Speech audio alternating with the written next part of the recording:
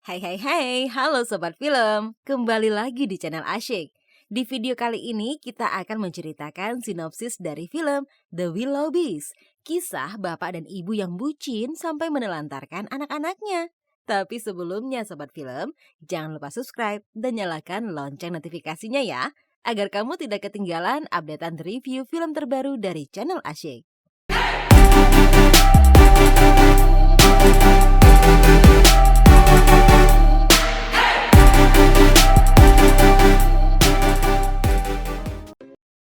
The Willoughbys adalah sebuah film animasi yang diproduksi oleh Brenda Gilbert dan Luke Carroll. Penulis naskah film ini adalah Chris Pearn. Nah, The Willoughbys ini diadaptasi dari buku berjudul The Willoughbys yang ditulis oleh Lois Lowry. Pemeran utamanya adalah Will Forte, Maya Rudolph, Alessia Cara, Terry Crews, Martin Short, Jenny Krakowski, Sean Cullen, dan Ricky Gervais. Film ini menceritakan tentang keluarga Willoughby dengan 4 orang anaknya, Timothy, Jane, dan si kembar Barnabas. Keluarga ini cukup aneh loh Sobat Film. Ayah dan ibunya saling mencintai. Saking cinta sama pasangannya hingga tidak memiliki waktu cinta untuk dibagikan kepada anak-anaknya. Orang tuanya sangat kejam dan kerap mengurung si sulung Tim di gudang batu bara jika melakukan kesalahan. Tim sangat benci menjadi seorang Willoughby. Di gudang batu bara, Tim menemukan buku yang berisi sejarah keluarganya. Semua nenek moyangnya memiliki prestasi yang membanggakan. Saat itu juga ia ingin mewujudkan mimpinya dan mengembalikan kejayaan keluarga Willoughby. We will be. Sobat Film, di saat yang sama, Jane melihat ada bingkisan di luar pagar rumahnya. Lalu ia dan Barnabas mendekati bingkisan tersebut secara diam-diam. Ketika dibuka, bingkisan tersebut berisi seorang bayi. Tim ingin membuang bayi itu, sementara Jane ingin merawatnya. Saat mereka berdebat, bayi itu kabur dan menuju ke kamar orang tua Tim. Mengetahui hal tersebut, ibu dan ayah Willoughby mengusir anak-anaknya dari rumah sampai bayi tersebut tidak bersama mereka lagi. Lalu mereka pun meninggalkan rumah keluarga Willoughby. Jane tampak berani menyusuri kota, sedangkan Tim masih takut-takut. Mereka akhirnya sampai di sebuah pabrik permen kecil bernama Melanov. Saat itu pula, Tim menamai bayi itu sebagai Ruth dan bersembunyi. Ketika pemilik pabrik keluar, ia menemukan bayi Ruth dan merawatnya. 4 bersaudara Willoughby lalu meninggalkan pabrik itu.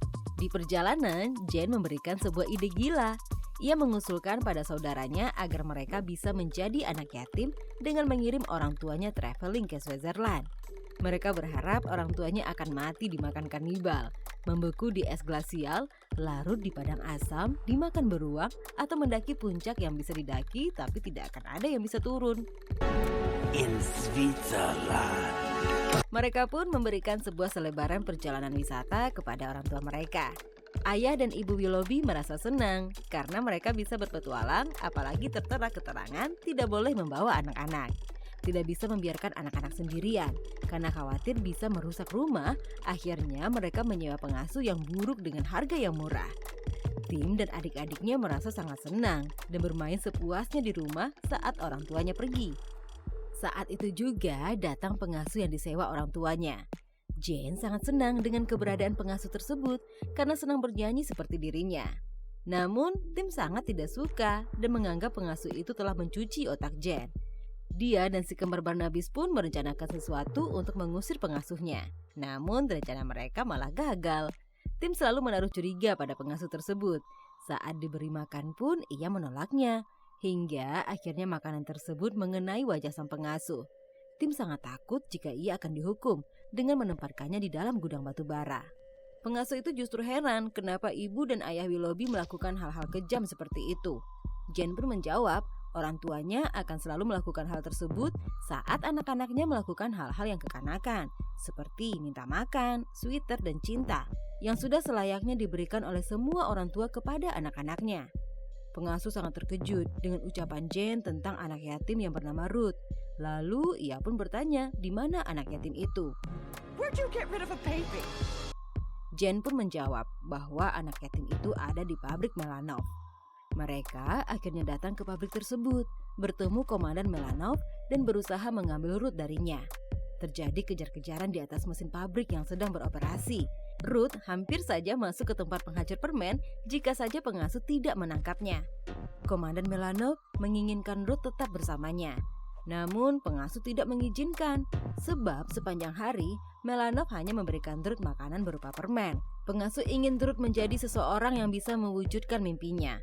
Apakah itu menjadi dokter, menjadi pelukis Mona Lisa selanjutnya, atau menerbangkan pesawat ke bulan.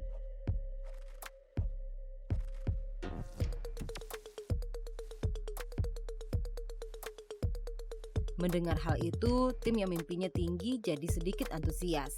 Komandan Melanov dan pengasuh adalah dua orang tua yang sempurna untuk tim. Namun kabar buruknya adalah orang tua Willoughby bisa selamat dari perjalanan mengerikan itu. Mereka bisa mengalahkan semua rintangan seperti gunung berapi, serangan beruang, hingga serangan badak karena kekuatan cinta. Ibu Willoughby merasa sedih saat mengetahui bahwa mereka akan kembali ke rumah tuanya karena uang sudah habis. Lalu ibu menyarankan untuk menjual rumah tua mereka lewat internet. Orang tua itu memang sangat kuno karena tidak tahu apa itu internet kecuali setelah diberitahu oleh tukang perahu yang mengantarkannya menyusuri sungai. Sementara itu, tim mulai merasa nyaman dengan pengasuh. Saat akan masuk rumah, tim mendengar pengasuh mendapatkan sebuah telepon dari ayahnya. Tim pun penasaran dengan pesan dari ayahnya. Ia lalu mengambil handphone tersebut dan membuka pesan suaranya. Tim pun mendengar bahwa ayahnya akan menjual rumah kuno tersebut. Lalu ayah Willoughby meminta pengasuh untuk menyingkirkan anak-anaknya. Balasan dari pengasuh juga mengejutkan, di mana ia akan memenuhi permintaan ayah Willoughby. Tim mengatakan hal itu kepada adik-adiknya. Saat itu juga mereka melihat seorang perempuan berbaju pink yang akan menjualnya dan mendapatkan uang dari penjualan tersebut. Mereka pun akhirnya merencanakan sesuatu agar rumahnya tidak terjual. Malam harinya, melalui telepon pengasuh, tim menelepon pusat layanan anak yatim dan memberitahukan tentang pengasuhnya yang buruk. Setelah pagi, perempuan berbaju pink mendatangkan banyak sekali orang ke rumah itu. Mereka adalah orang yang akan membeli rumah Willoughby. Anak-anak Willoughby juga memasang perangkap di berbagai sisi rumahnya. Di pintu, si kembar Barnabas meletakkan sentrum listrik, sehingga seorang pengunjung tersentrum dan terpental. Begitu masuk, seorang perempuan terkena tinju elektrik di tangga. Laki-laki berkumis terperosok hingga ke gudang batu bara. Lalu satu persatu calon pembeli mengalami kejadian yang tidak diinginkan. Mereka pun kabur dan tidak ada pembeli yang menginginkannya. Terakhir, ada sebuah keluarga yang datang dan ingin melihat rumah Willoughby. Sebuah keluarga yang bahagia, yang saling mencintai satu sama lain. Anak-anak Willoughby pun merencanakan sesuatu lagi. Saat membuka pintu, sengatan listrik bisa dihadapi dengan baik. Ketika mendapatkan jebakan, mereka bisa melaluinya satu persatu. Namun saat masuk ke ruang perpustakaan, mereka melihat hantu dan segera kabur. Padahal anak-anak itu tidak memasang perangkap hantu. Saat mendekatinya, mereka mendapati perpustakaannya berubah menjadi ruangan yang gelap, penuh lilin dan menyeramkan. Tiba-tiba muncul monster yang menyeramkan. Anak-anak itu pun ketakutan. Namun di saat yang sama, monster tersebut membuka topengnya dan ternyata ia adalah si pengasuh. Ia mengaku ingin membantu anak-anak agar tetap bisa tinggal. Tim tetap curiga dengan pengasuh dan menuduhnya hanya membantu ibu dan ayah Willoughby. Pengasuh pun mengatakan akan menjaga baik-baik anak-anak Willoughby. Hati tim meleleh dan akhirnya mau memeluk pengasuh. Sesaat kemudian, tim panti asuhan pun datang. Anak-anak Willoughby pun berusaha bersembunyi.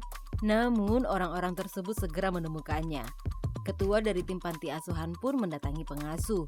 Ternyata ia mengenali pengasuh tersebut dan menyebutnya dengan nama Linda. Is that you? Sebetulnya Linda dulu pernah bekerja menjadi pengasuh anak yatim. Namun tidak ada yang menginginkannya karena kualifikasinya yang kurang. Jen membela Linda dengan mengatakan bahwa ia menginginkan Linda. Namun ketua panti asuhan memutar rekaman suara tim saat menelponnya dengan mengatakan bahwa Linda adalah pengasuh yang buruk. Linda pun sakit hati dan pergi. Saat Jen berlari menyusul Linda, ia ditangkap oleh anggota dari panti asuhan yang berbaris menyeramkan. Lalu ia pun marah-marah pada tim. Saat itu juga ketua panti asuhan memutuskan untuk memisahkan seluruh anak-anak Willoughby. Si kembar Barnabas diasuh oleh keluarga baru. Mereka selalu dicekoki dengan internet. Sementara Jane dibawa ke rumah keluarga baru yang mempercayai musik sebagai penyembuh. Namun musik Jane sudah hilang, sedangkan Tim selalu kabur dari keluarga-keluarga barunya. Tim menginginkan rumah lamanya, tetapi rumah tersebut sudah terjual dan dihancurkan. Tim pun dibawa kembali ke panti asuhan seperti penjara. Sementara itu, Linda pergi menjauh dari masa lalunya ke suatu tempat yang baru. Tetapi saat dalam perjalanan, seekor kucing menghalangi jalan lalu menunjukkan topi milik Tim. Akhirnya, Linda berusaha untuk mengambil anak-anak itu kembali. Ia kemudian berpura-pura menjadi pengantar makanan di panti asuhan. Lalu menyuruh Tim masuk ke troli gandum untuk dibawa keluar. Namun Tim merasa bersalah dan tidak mau pergi. Setelah dibujuk bahwa adik-adiknya membutuhkannya, Tim pun mau. Saat membawa Tim dengan troli, ia malah bertemu dengan ketua panti asuhan tersebut. Ia curiga ada anak di dalam troli.